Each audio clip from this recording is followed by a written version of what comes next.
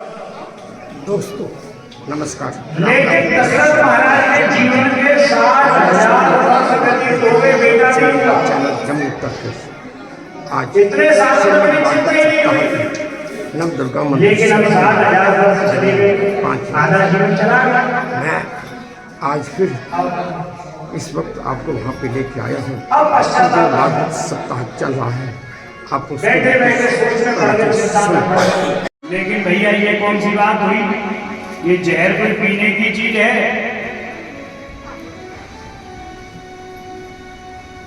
बाबा ने कहा कि ये जहर पीने की वस्तु नहीं है, आप लोग इसे ले जाओ। तो सभी शरण में आए।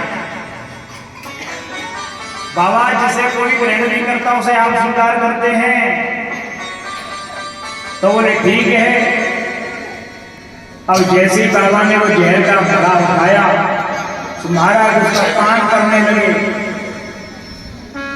और जब पूरा घड़ा पी लिया, मुंह में रख लिया, जब विचार आया बोले अगर अंदर लेके जाते हैं तो हृदय में तो सीताराम जी रहते हैं, तो भगवान को जलन होगी, और बाहर फेंकते हैं तो त्रिलोक जल करके भस्म हो जाएगा इस विषैले जहर से।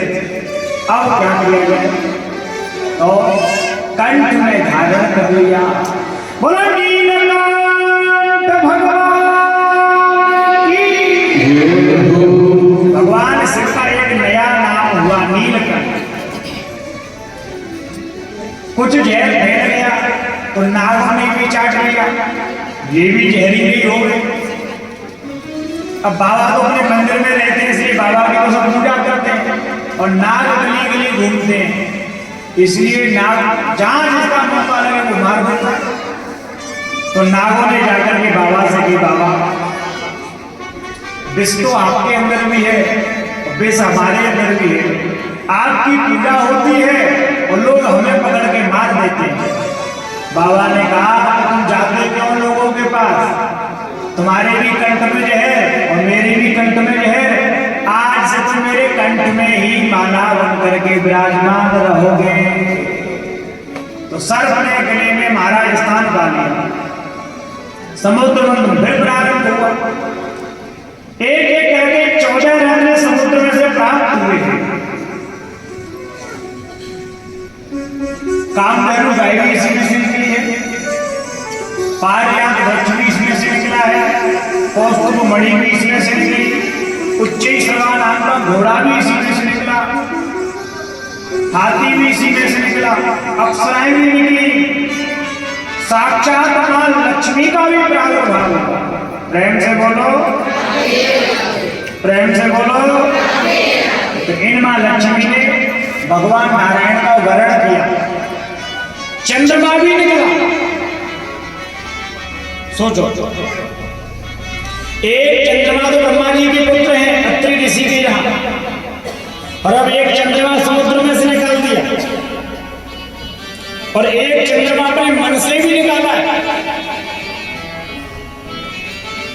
अंत में जब समुद्र मंथन पूर्णता की ओर था, उस समय समुद्र में से भगवान स्वयं रूप धारण करके धन्वंतरी का अमृत का कलश लेकर के निकले। बोलो धन्वंतरी भगवान की जय। भगवान का एक और अवतार हुआ, धन्वंतरी अवतार, धन्वंतरी रूप में निकले। लेकिन दैत्यों ने देखा, बोले अमृत आ गया है, कहीं ऐसा ना हो गया अकेले देवता ही सेक पी जाए। तो राक्षसों ने झपट्टा मारा। इतने में इंद्र ने अपने बेटे से कहा जयंत से कि तुम इनके हाथ में से घड़े को लेकर भाग जाओ। तो 12 वर्ष तक मनुष्य, वर्तमान में प्रयागराज में कुंभ का मेला चल रहा है, लाखों श्रद्धालु जा रहे हैं।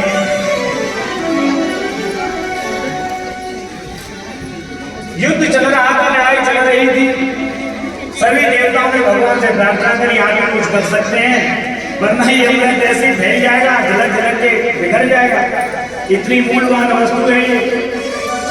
भगवान ने विचार किया कुछ करना चाहिए। क्या करना चाहिए? बोले एक नया रूप धारण करना चाहिए। बोलो मोहिनी भगवान की जय। भगवान नारायण ने एक और रूप धारण कर लिया जिसे हम मोहिनी के रूप में जानते हैं, जो संसार को मोहित कर रहे हैं। सुंदर कन्या का रूप बनाया, देवता और दैत्य दोनों को मोहित कर लिया। अमृत का कलश अपने हाथ में लिया सज्जनों, और धीरे धीरे करके सभी देवताओं को अमृत पिला दिया। राक्षसों के हाथ कुछ लगा नहीं, लेकिन एक राक्षस ने चालाकी करके अमृत पी लिया। उसका नाम था सूर्यभानु। तो सूर्य चंद्रमा ने चुगली कर दी, बोले ये देवता नहीं है। तो भगवान नारायण ने उसकी गर्दन तो काट दी, लेकिन उसे मार नहीं पाए, तो अमृत पी लिया। तो वही सूर्यभानु राहु और केतु के नाम से जाना गया।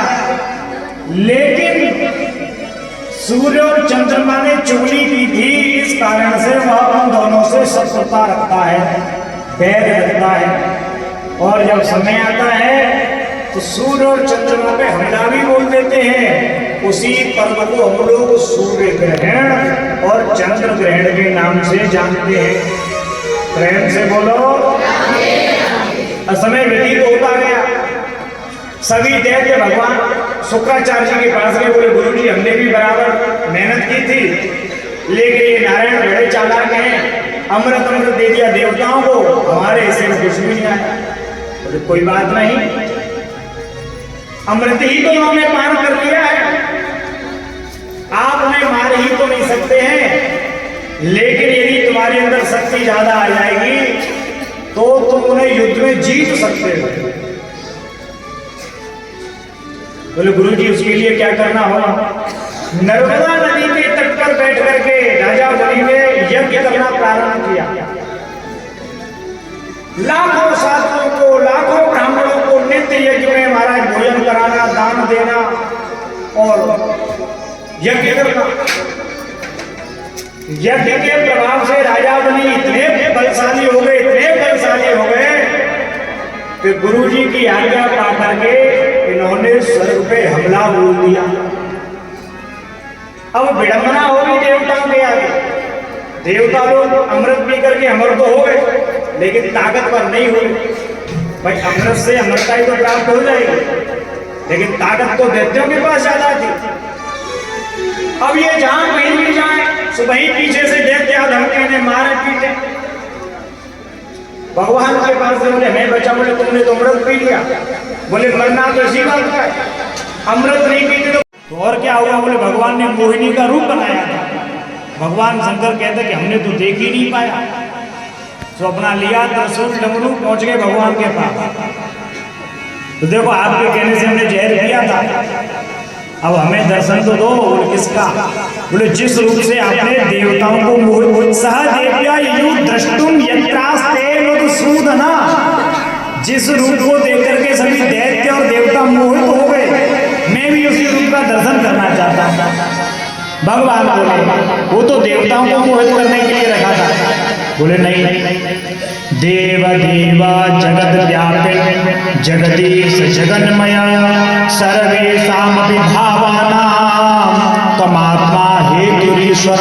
हे जगदीश, आपकी माया ने सभी को मोहित किया हुआ, लेकिन मैं आपके उस रूप का दर्शन करना चाहता हूँ। जब बाबा नहीं माने तो बोले ठीक है, जाओ कैलाश पे दर्शन देंगे। तो आज भगवान नारायण ने सज्जनों सुंदर रूप धारण किया, 16 वर्ष की कन्या बने हैं।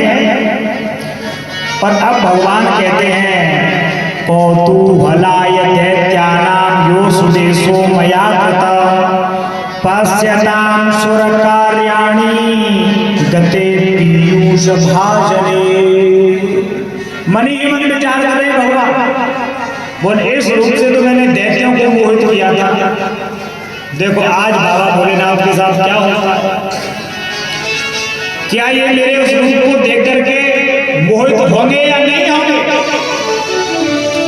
तो भैया जिन कन्हैया जी ने संपूर्ण ब्रह्मांड को मोहित किया हुआ है, तो बाबा कैसे रह सकते हैं?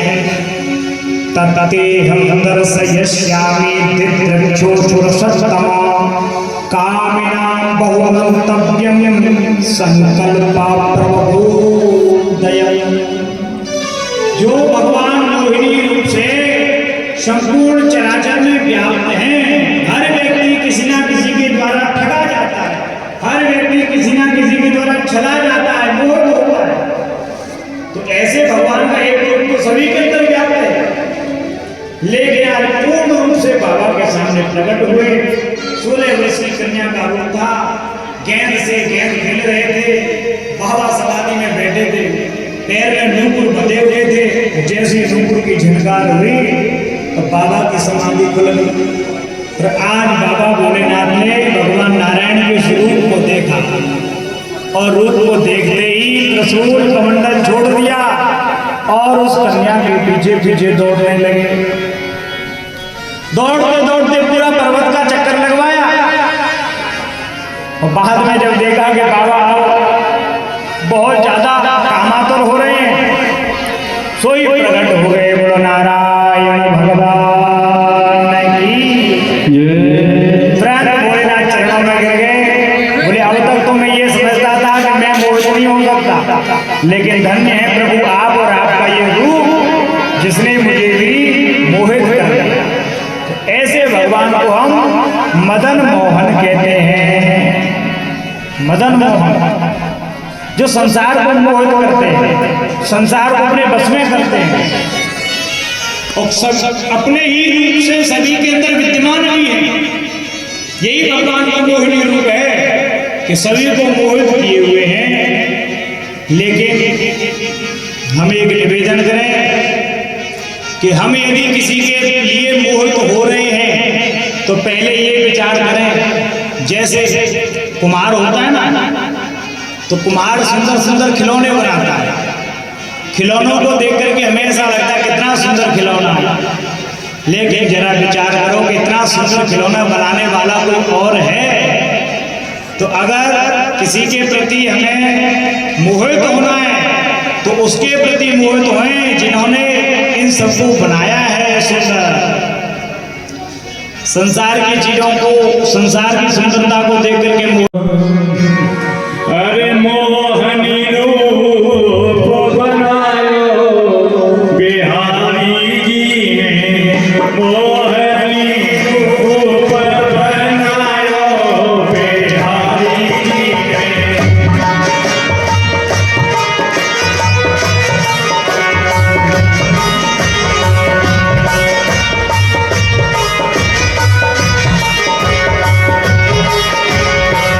Oh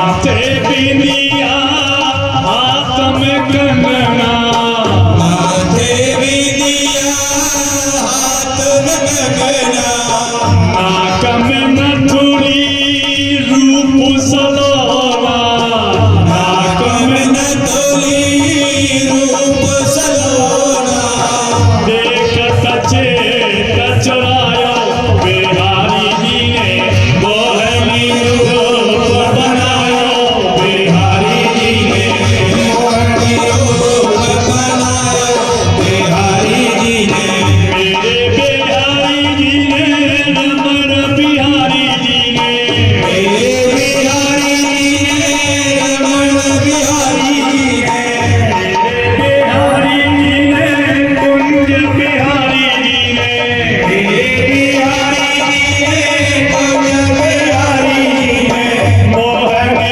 मोहनी मोहनी रूप बनायो बिहारी जी ने मोहनी रूप बनायो बिहारी जी ने मोहनी रूप बनायो बिहारी जी ने मोहनी रूप बनायो बिहारी जी ने बिहारी जी ने कुंज बिहारी जी ने मेरे बिहारी जी ने कुंज बिहारी जी ने बिहारी जी ने रमण बिहारी जी ने मेरे बिहारी जी ने कुंज बिहारी जी ने मोहनी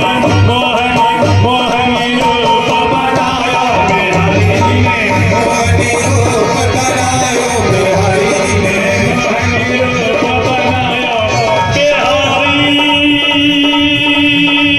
मोहनी रूप बनायो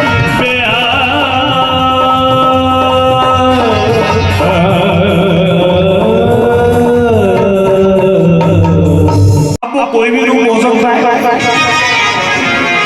कोई भी चीज आपको मोहित कर सकती है, कोई भी सुंदर चित्र मोहित कर सकता है, किसी भी कलाकार की कलाकारी आपको मोहित कर सकती है। तो हर जगह भगवान विराजमान हो गए और सभी व्यक्तियों के मन को मोहने लगे। तो भगवान का नाम हुआ मोहिनी।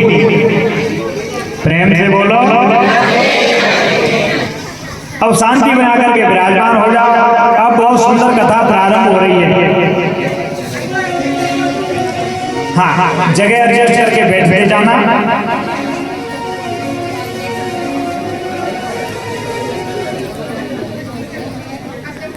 अब राजा बलि श्री सुखदेव जी महाराज से पूछने लगे, बोले गुरुजी, आपने जो बलि की कथा सुनाई, इसमें एक बात मैंने कहीं और सुन रखी है, आप उसे भी सुनाइए। बोले तुमने क्या सुना है? बोले मैंने सुना है कि भगवान ने राजा बलि से 3 पैर में सब कुछ ले लिया था। बोले हाँ, तुमने ठीक सुना है। बोले गुरुजी विस्तार से बताइए। तो अब श्री सुखदेव जी महाराज कहने लगे हैं, बले पदत्रयं भूमे कस्मात् दरिरया च भूत्वेश्वरः कृपणवल्ला अर्थोऽपि वन्दता।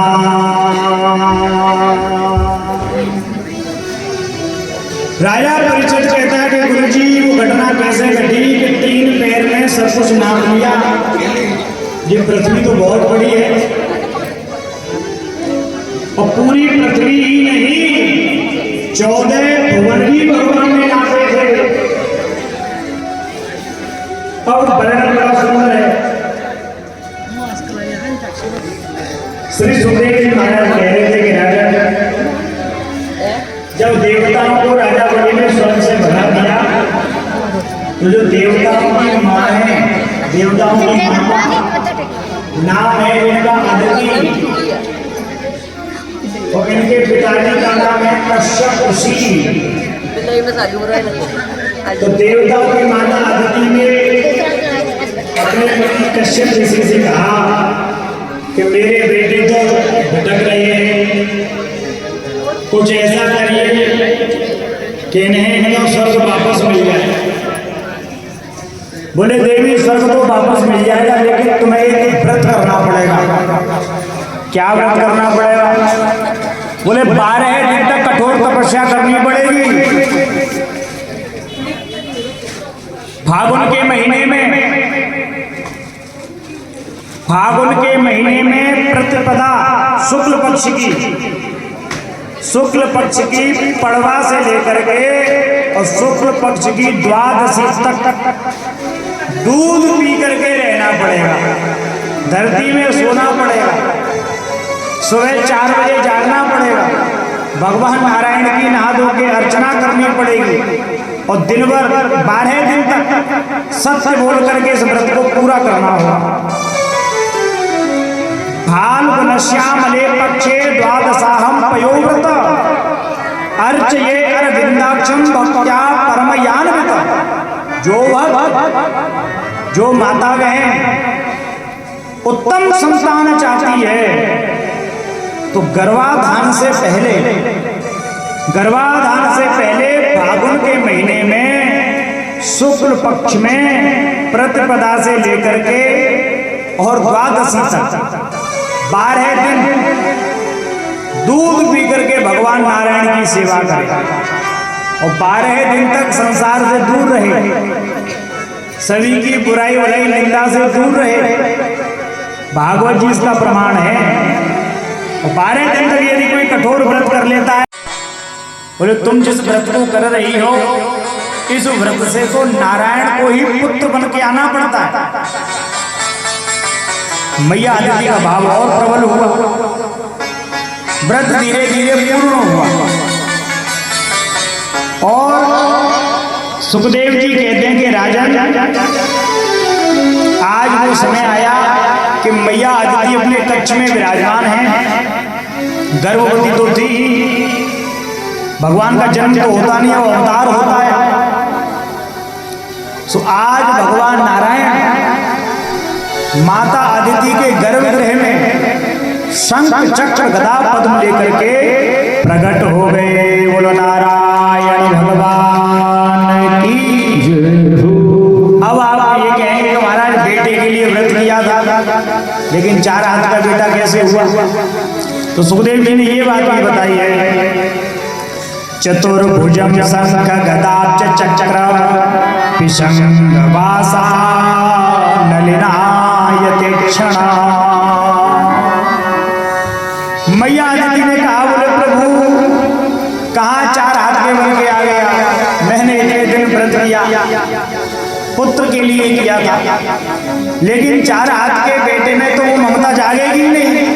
तुम तो शंख चक्र गदा पद्म लेकर के आए हो, पुत्र तो देखा ही नहीं देता, तुम तो पिताजी बन के आए। तो बोले क्या करूं? बोले ऐसा करो, छोटे बन जाए। तो उस समय भगवान नारायण ने बड़ा सुंदर रूप धारण किया, बौने बन गए जिन्हें हम बामन के नाम से भी, लेकिन बामन का अर्थ बौना नहीं होता है।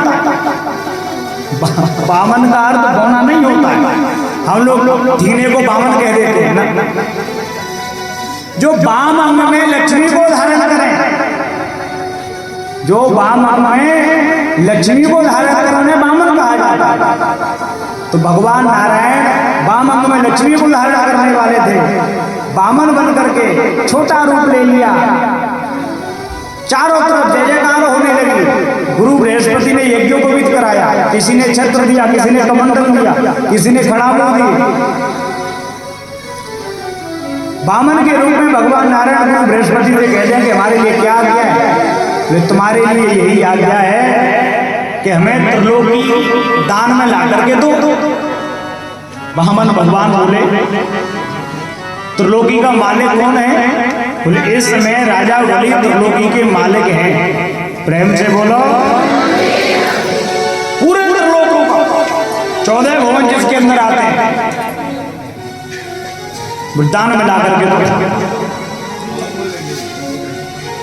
लेकिन उस समय जो राजा बलि थे महाराज नर्मदा नदी के तट पर यज्ञ कर रहे थे बड़े भाव से। आज भगवान नारायण वामन के रूप में राजा बलि के यज्ञ की ओर गए हैं। तो सुखदेव जी वर्णन करने लगे हैं, मोंजा मेखलया वीता उपवीता जिरोत्तरं जटिलं वामनं विप्रं मायामाणवकं हरिं। इतना सुंदर रूप भगवान का, छोटी सी हाइट थी, 1.5 फुट की होगी बहुत से, और उसी में छत्र लगा हुआ था, कमंडल हाथ में था, खड़ामुंह पहने थे, माला झूली चल रही थी। बड़े सुंदर ढंग से महाराज जैसे राजा प्रविष्टम वीक्ष्य भगवः सस्य स्यास्ते सहाग्नि भी, जैसे ही प्रवेश करे यज्ञ कुंड की ओर राजा बलि की निगाह पड़ी।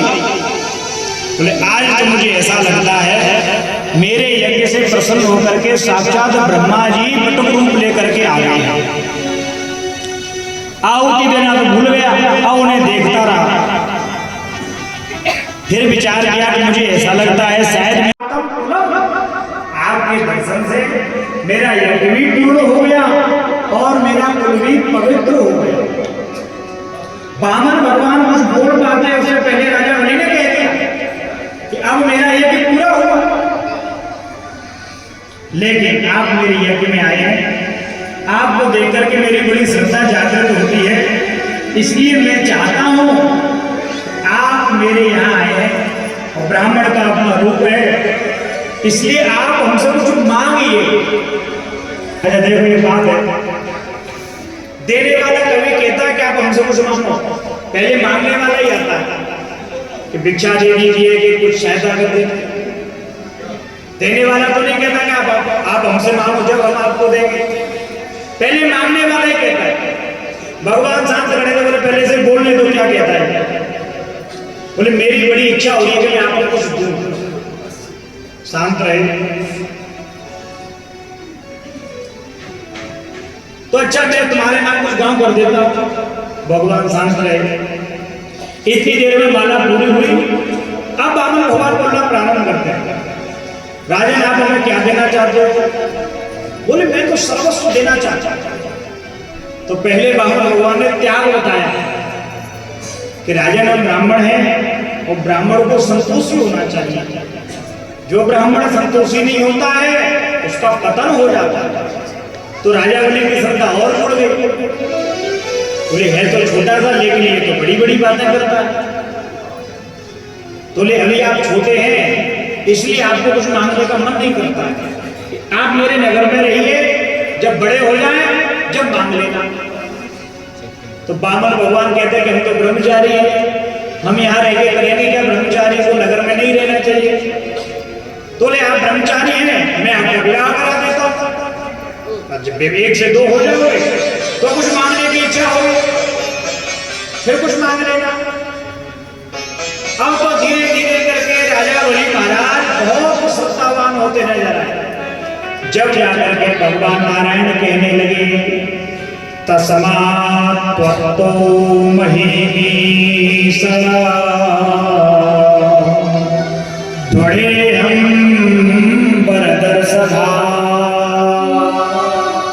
पदानि त्रीणि दैत्येन्द्र संवितानि पदा मम। कि राजा तुम्हारे परिवार में 1 से 1 दानवीर हुए हैं। तुम्हारे जो पिता थे विरोचन वो बहुत बड़े दानी थे, उनसे भी पहले भक्त प्रहलाद हुए तुम्हारे वंश में, उनसे भी पहले हिरण्यकश्यप हुए तुम्हारे वंश में। तो महाराज तुम उनके वंश में आते हो, इसलिए तुम्हारे लिए दान करना कोई बड़ी बात नहीं है। राजा बलि और प्रभावित हुआ। बोले ये तो हमारी सब 7 पीढ़ियों के नाम जानते हैं। तो बाद में क्या कहा कि पदानी त्रीणि दैत्येन्द्र, हमें आपसे केवल 3 पग भूमि चाहिए। इन बातों को गुरु शुक्राचार्य सुन रहे थे। बोले ये बहुत देर से राजा को अपनी बातों में मोह रहा है, ये है पता लगाया गया। अब जैसे ही राजा बलि को भगवान ने कहा कि 3 पैर भूमि हमें चाहिए, तो इस समय शक हो गया गुरु शुक्राचार्य जी को। राजा जरा डर जाए, दान देने से पहले ये तो पता लगे ये है कौन। भाई दान देने से पहले पता तो लगे कि हमसे दान लेके कौन जा रहा है। हो सकता है ब्राह्मण के रूप में कोई पाखंडी आ जाए, हो सकता है साधु के रूप में कोई असाधु आ जाए और आप साधु समझ के दान करते। आपका दान न जाने किस काम में लगे। आपने ये समझ के दिया कि ब्राह्मण को देंगे, हमारे दान को लेकर जाकर के भजन करेगा, हमारे परिवार का कल्याण होगा, और आपके दान से कोई शाम को दारू पीने बैठ जाए, फिर कल्याण कश्यपा आदित्यर्जातो देवानां कार्य साधक। राजा, ये देवताओं की कार्य सिद्धि के लिए साक्षात नारायण ही है, इसलिए इन्हें कुछ नहीं देना। राजा बलि कहते हैं गुरु जी होगा सो देखा जाएगा। अब दान करने का विचार तो मैंने कर ही लिया है, गुरु जी की बात को नहीं मानेगा, हम नाराज हो जाएंगे। बोले गुरु जी, सच्चा गुरु वो होता है जो भगवान से जोड़ दे, सच्चा गुरु वो होता है जो भगवान को प्राप्त करा दे। अब जब भगवान ही मुझे प्राप्त हो गए हैं, तो अब मेरे पास बाकी रहा ही क्या, मुझे सब कुछ प्राप्त हो गया। गुरु जी भाग गए शिष्य को छोड़ करके, और शिष्य ने दान देना प्रारंभ किया। देखते देखते भगवान वामन से विराट हो गए। एक पैर से नीचे के 7 लोग, एक पैर से ऊपर के 7 लोग नाप लिए। चरण पहुंचा ब्रह्मलोक में, ब्रह्मा जी ने कमंडल से धुल करके उसको लोटे में ले लिया। वही भगवान का चरणामृत कालांतर में त्रेता में आकर के गंगा जी के रूप में हम लोगों को प्राप्त हुआ। बोलो गंगा मैया की, प्रेम से बोलो। तो गंगा जी के रूप में हमें प्राप्त हुआ। अब तीसरा पैर रखने के लिए जगह नहीं बची, बंदी बना लिया। इतने में राजा बलि की जो पत्नी थी विंध्यावली, उसने आकर के निवेदन किया,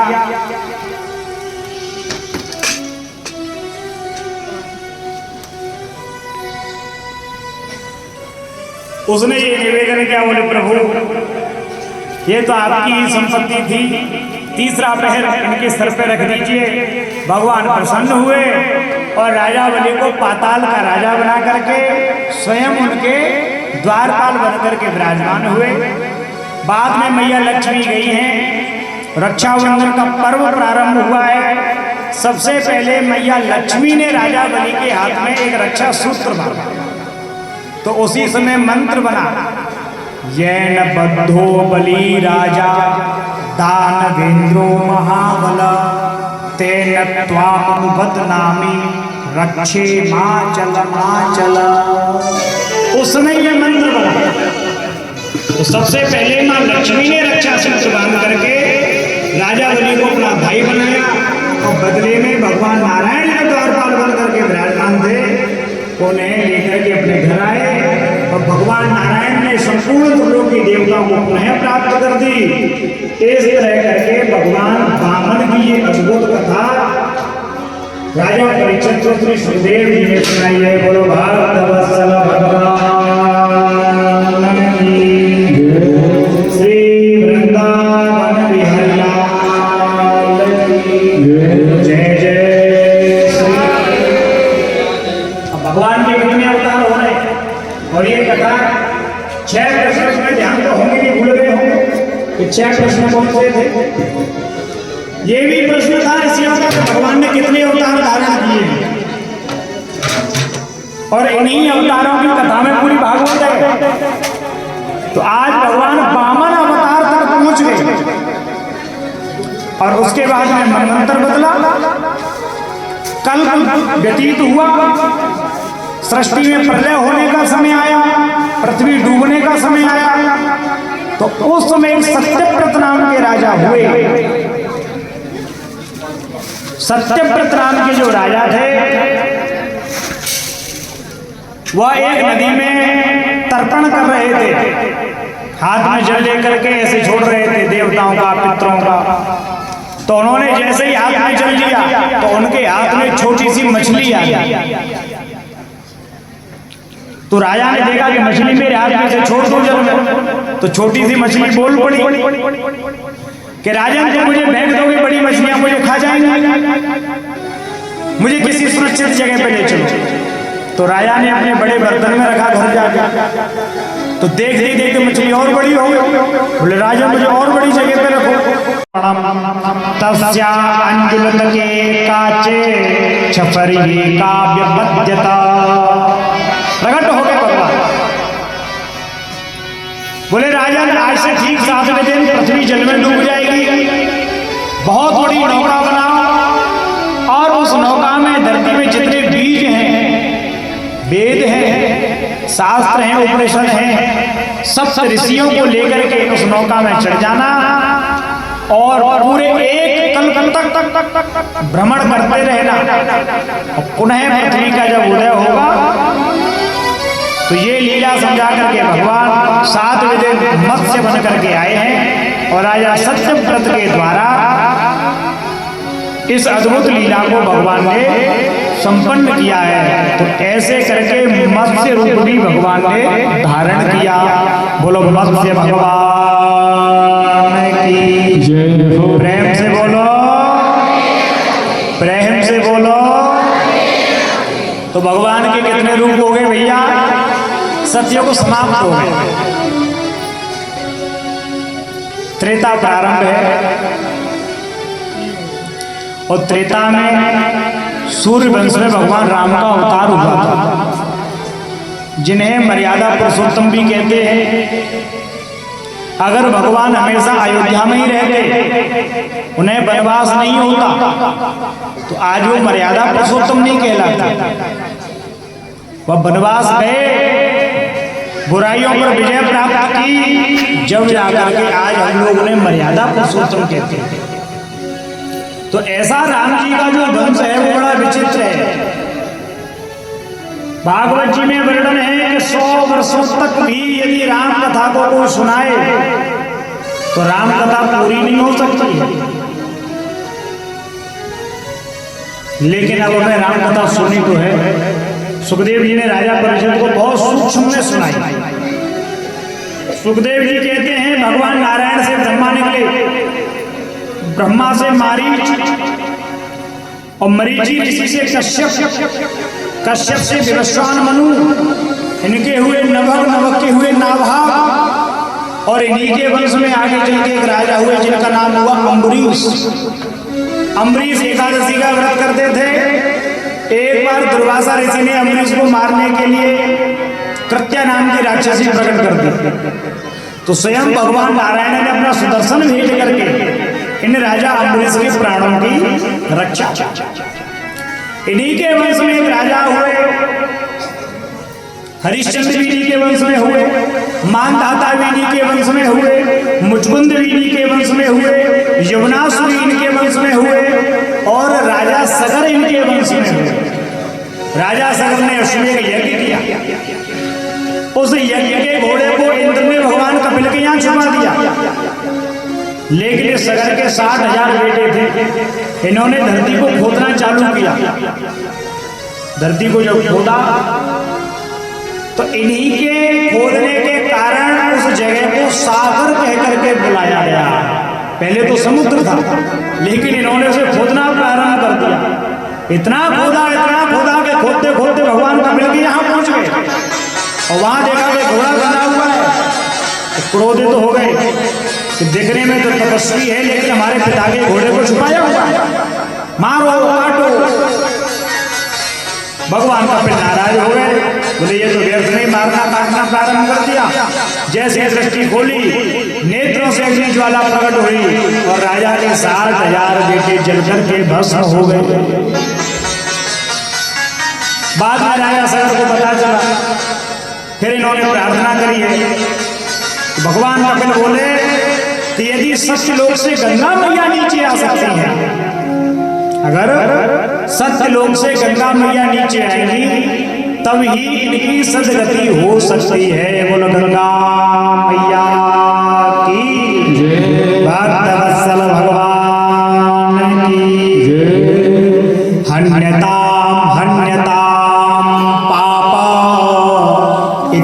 षष्ठी सहस्रेणा 60,000 जल करके राख।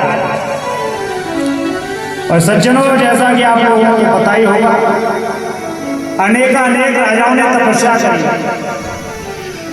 राजा भगीरथ की तपस्या से गंगा मैया प्रसन्न हुई। बोले राजा, मैं तेरी तपस्या से प्रसन्न हूं, तुमसे पहले बहुत लोगों ने मेरी तपस्या की थी। बोले मैया यदि प्रसन्न हो तो चलो हमारे साथ। कथा में वर्णन है, राजा सगर ने तपस्या की गंगा जी को प्रसन्न करने के लिए। गोता लगाए ले हरिद्वार में, गोता लगाए ले हरिद्वार में।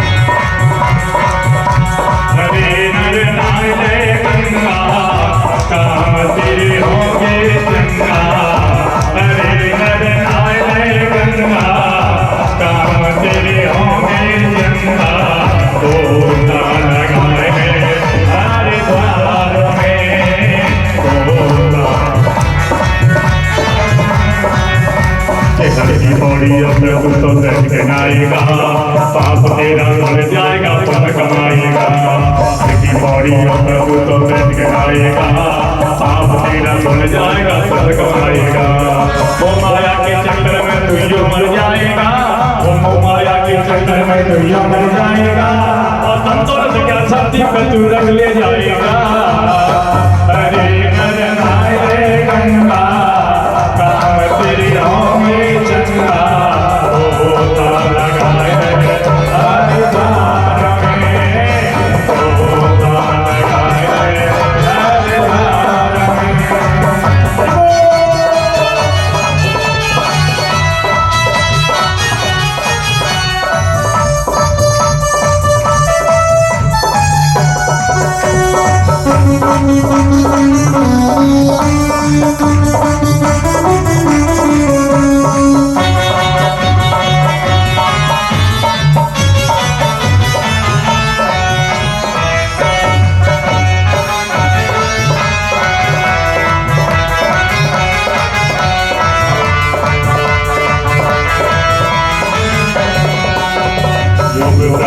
गिरनावे हरिद्वार में, पाप जाल सुन जाने गंगाधार में। जो गुरदारी डुबकी लगावे हरिद्वार में, पाप जाल सुन जाने गंगाधार में।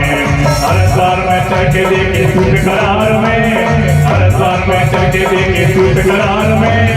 इससे तीरथ दूषण के संसार में। अरे नर नारे गंगा, काम तेरी होंगे चंगा। गोता लगाए हरिद्वार में, गोता लगाए हरिद्वार में।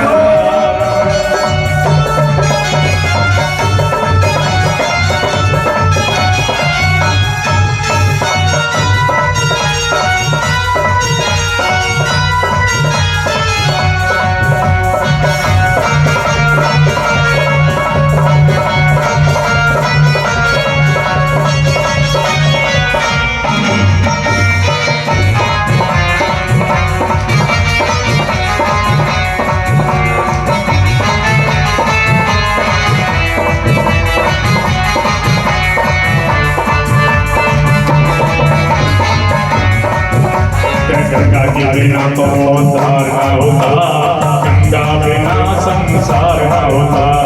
गंगा के बिना तो उद्धार न होता, गंगा बिना संसार न होता। बिना संस्कार के संसार न होता, बिना संस्कार के संसार न होता। और गंगा नहीं होती हरिद्वार न होता।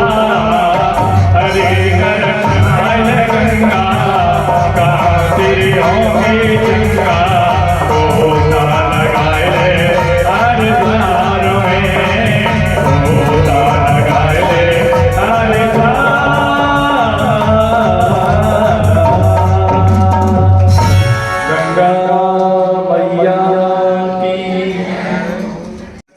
बोले एक मंत्र है, उसे याद कर ले, और जब स्नान करने बैठे, जो लोटा हो जिससे स्नान कर रहे हम, एक मंत्र बोले, गंगे च यमुने चैव गोदावरी सरस्वती नर्मदे सिंधु कावेरी जलेस्मिन् सन्निधिं कुरु।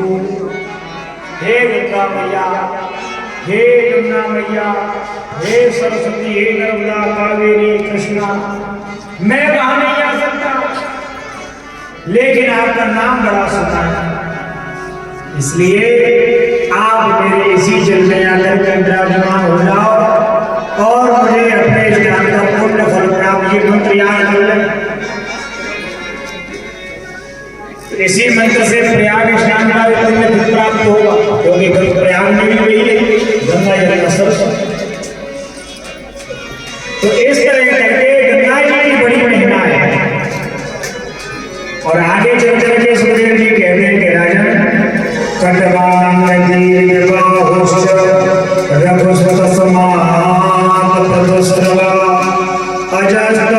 महाराज तस्मात् दशरथो भवे।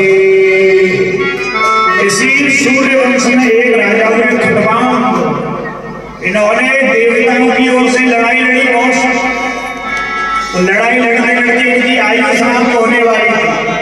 युद्ध तो जीत गए, लेकिन अपने परमार्थ के लिए, अपने आत्म कल्याण के लिए इन्होंने वो सत्कर्म नहीं कर पाया। देवराज इंद्र से पूछा कि हमारी आयु कितनी है? बोले महाराज 2 घड़ी हमारी आयु बची है, 1 घंटे से भी कम। बोले मेरे वंश में कौन बचा? बोले तुम्हारे वंश में कोई नहीं बचा, सब मर गए, समाप्त हो गया। या मेरा क्या होगा? बोले 2 घड़ी का समय है, यदि इन 2 घड़ी में आप अपने कल्याण के लिए कुछ कर सके तो करो। तो इन्हीं राजा खटवान ने 2 घड़ी में मात्र परमात्मा को प्राप्त किया।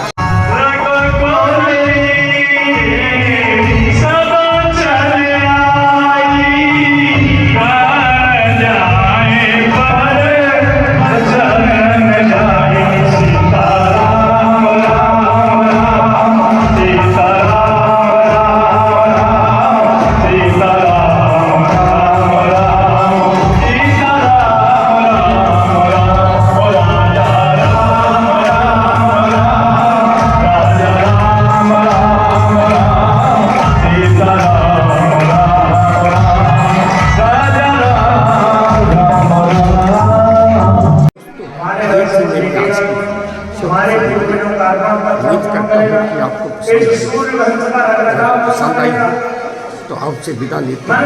तो वही प्रार्थना मेरे इस चैनल को लाइक कीजिए, सब्सक्राइब कीजिए, शेयर कीजिए, और इस उम्मीद के साथ आपसे विदा लेता हूँ।